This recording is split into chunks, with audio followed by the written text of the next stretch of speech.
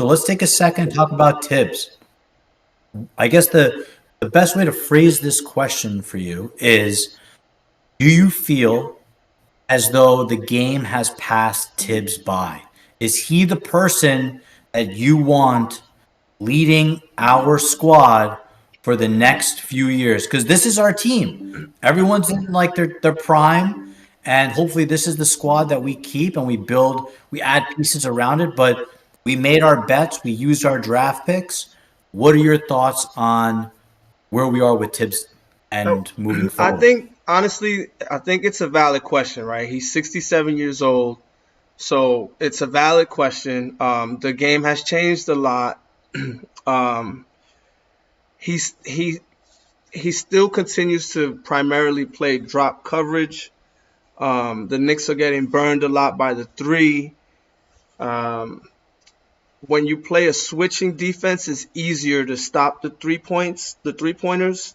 But you can sometimes give up defensive rebounding positioning. So he doesn't really like, or doesn't appear to like, the switching defense that much. He goes to it in spurts, in spots.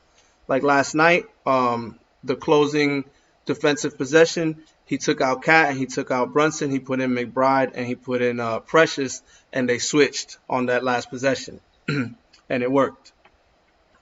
So he is using switching a lot more, but he primarily, his base is drop. And if we continue to just get killed by the three, then that starts to beg the question, like, hey, is he not making adjustments? Is the game passing him by? Because right now, I think first and foremost, you gotta stop the three, right? Let them get a two. Like, that's kind of common sense, right? Like, I'd rather stop the three, but Tibbs rather protect the paint, and that's like an old school mentality. Because back in the day, you had to stop the paint, no layups, all that kind of stuff, and you rather them shoot a three because people weren't hitting the three at the clip that they're hitting them now.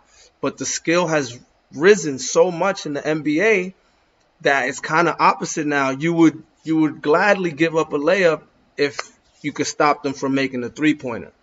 So, with that being said, I'm personally not ready to say that the game has passed him by. I can see why people are starting to think that, and only time will tell if that's actually the case.